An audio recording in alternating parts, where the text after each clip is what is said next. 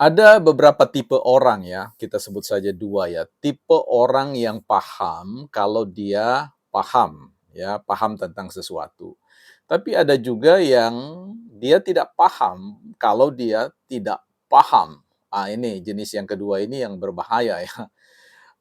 Kali ini kita masih bicara di seputar persoalan korban-korban ya, superstar secara intelektual. Tadi kita bicara tentang Rocky Gerung dengan peternakan, kedunguan beliau, ya, dan juga sekali ini kita akan bicara tentang seorang ya superstar, sign quote ya, tokoh nasional yang menurut saya, bukan kaleng-kaleng. Beliau adalah seorang direktur eksekutif Jaringan Moderat Indonesia yang baru-barusan ini saya amati, ya menurut saya smart ya, tetapi kecerdasan itu pun tak cukup lah ya. Ya, beliau adalah Islah Bahrawi yang menurut saya juga termasuk salah seorang korban ya, korban dari OCCRP ya, Organized Crime and Corruption ya, Reporting Project ya. Ini kita bicara tentang beliau ya di Bukan Partai Politik. Selamat datang teman-teman di channel Bukan Partai Politik, ruang publik, sekolahnya publik, bukan sekolahnya partai, tempat kita bersama-sama belajar untuk meninggikan argumentasi, kemampuan kita menyampaikan pandangan-pandangan atau opini kita tanpa harus dirusak oleh ya suara-suara yang tinggi, maki-makian dan juga pendekatan-pendekatan yang sangat emosional yang sudah terbukti banyak memakan korban ya, akhirnya kehilangan muka, kehilangan kredibilitas sebagai seorang profesor, guru besar, sebagai seorang akademisi, sebagai seorang filsuf, sebagai seorang budayawan, seniman, dan sebagainya, dan sebagainya. Nah, kali ini kita akan melihat, ya saya tidak ingin berpretensi yang tidak baik kepada beliau, tetapi kita lihat saja apa yang beliau sampaikan, ya, dan kita mau belajar bersama-sama. Saya kira ini penting. Ada tanggapan yang dikeluarkan oleh, abang kita Islah Bahrawi yang menanggapi penobatan Jokowi sebagai tokoh terkorup di dunia ya. Ini kalau saya lihat beliau ini, saya baca di, fajar.co.id ya, silakan saja dicek di sana. Ya, ketika bicara tentang Jokowi dinobatkan tokoh terkorup di dunia, Islah Bahrawi sekarang jadi paham mengapa IKN itu sulit untuk dapat investor. Jadi beliau mencoba untuk mengait-ngaitkan ini dengan persoalan investasi di IKN. Mengapa kemudian investor itu tidak mau? Ya karena persoalan kejahatan dan korupsi yang dilakukan oleh Pak Jokowi ya dalam mindset, dalam pikiran, alam pikir mereka-mereka yang berseberangan dengan Pak Jokowi. Mari kita lihat ya betapa meyakinkan beliau mengatakan ini, kalau ini benar ya, ini saya lihatkan ya teman-teman. Ah, ini dia, bagaimana ini? Ah, itu dia ya. Saya bacakan di sini teman-teman. Ia menyentil investasi Indonesia. Islam mengatakan kini dirinya paham mengapa ya Indonesia sulit mendapatkan investasi dari luar negeri. Sekarang jadi paham mengapa IKN sulit dapat investor, mengapa Apple dan Tesla ogah-ogahan investasi di Indonesia. Kata Isla dikutip dari unggahan di X pada tanggal 2 bulan 2 ya 2024 Kamis ya, Kamis kemarin ya. Ia menduga hal tersebut karena Jokowi telah dipantau oleh orang luar, termasuk para investor. Mungkin karena bakat otokrasi Bapak itu sudah sejak lama dirasakan orang luar, katanya. Di sisi lain, Islam menyebut gaya Jokowi memang sulit ditebak. Bagi kita yang memang tidak curigaan, pasti percaya saja dengan gaya pura-pura lugunya. Waduh ya. Adapun penobatan Jokowi dikeluarkan oleh OCRRP, OCCRP singkatan dari Organized Crime and Corruption Reporting Project. Organisasi jurnalis anti korupsi terbesar di dunia ini, organisasi ini merilis daftar finalis dan seterusnya dan seterusnya. Anda bisa bayangkan, tokoh sekelas Islah Bahrawi juga menjadi korban ya, sengkot korban. Menurut penilaian saya bahwa penilaian saya ini bisa keliru, pasti bisa ya. Jadi jangan khawatir teman-teman tidak setuju dengan pandangan-pandangan yang saya sampaikan di Bukan Partai Politik karena kita ini sedang belajar saja. Ya, salah satu kesadaran dalam belajar adalah sadar bahwa kadang-kadang kita bisa salah. Salahnya margin error-nya bisa minimalis, bisa juga maksimalis. Nah, kalau ini ya dengan adanya konfirmasi ya dari OCCRP mengatakan bahwa mereka tidak punya bukti terkait dengan opini-opini yang masuk ya, yang, sekitar 40 sampai 50 ribuan opini itu ya, saya kira itu datang dari pihak yang memang berseberangan dengan Pak Jokowi.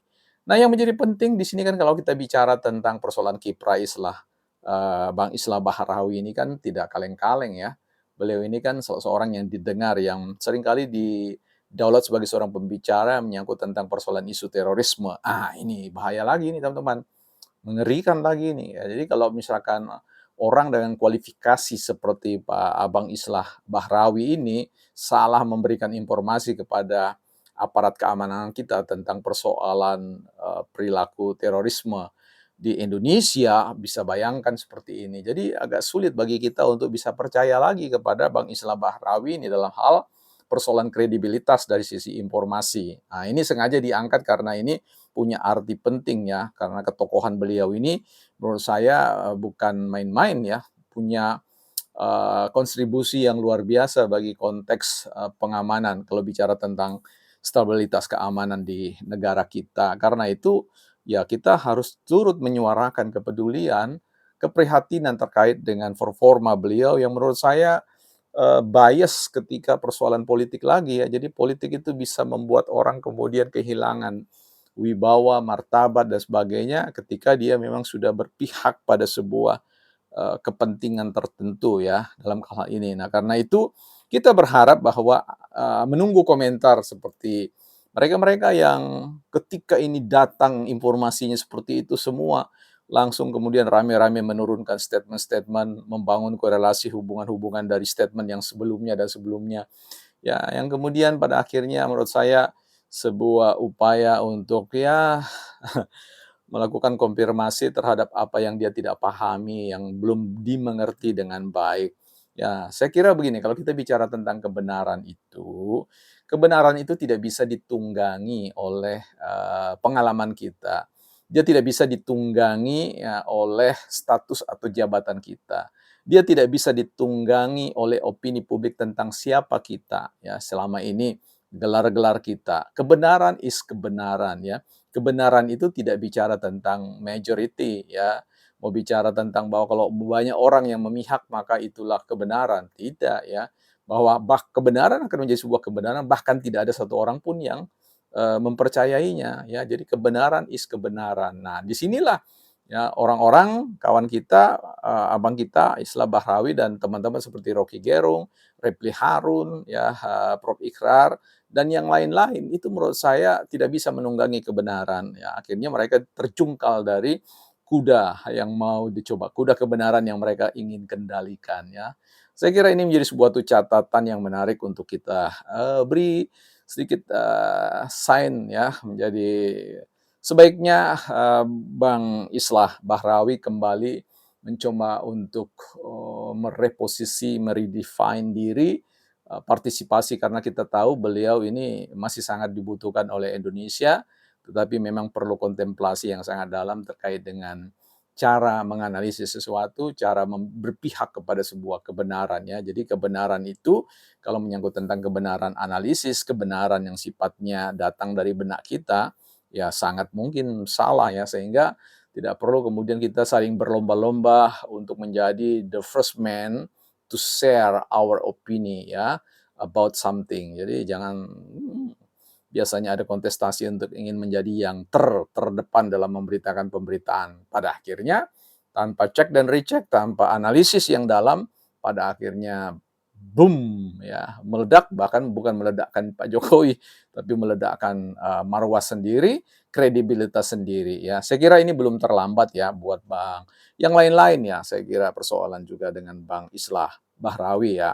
Mohon maaf kalau saya keliru di sini, tapi saya kira apa yang saya baca ini menjadi sebuah pertanggungjawaban buat kita semua ya. Mudah-mudahan kita semua menjadi pribadi-pribadi yang betul-betul bisa menahan diri, belajar banyak, untuk belajar berdiam, percaya pada pemerintah yang sudah running bagi kita, yang tentu akan jauh lebih baik kalau kita mendorong pemerintah ini untuk mengeksekusi kebijakan-kebijakan yang pro rakyat seperti hadirnya PPN, pembatalan tentang PPN bagi semua ya, tapi hanya dikhususkan untuk mereka-mereka yang katakanlah masyarakat menengah ke atas atau penikmat barang-barang mewah yang memang punya ya, punya pendapatan, punya kekayaan yang bisa membayar pajak sehingga itu bisa diredistribusikan ya, dibagi-bagikan kepada rakyat dalam berbagai macam kebijakan yang ada. Nah, di sini juga kita lihat bagaimana, ada perlunya kita memberikan dukungan kepada Pak Prabowo untuk bagaimana mengisi kekosongan fiskal, terkait dengan persoalan tidak jadinya implementasi kebijakan PPN 12% ini, dengan melakukan pengejaran-pengejaran terhadap para koruptor-koruptor yang memang mengambil, yang bukan haknya ya, mengambil bukan haknya, sehingga ratusan triliun bahkan ribuan triliun itu lenyap begitu saja. Nah, ini yang kemudian kita perlu dukung.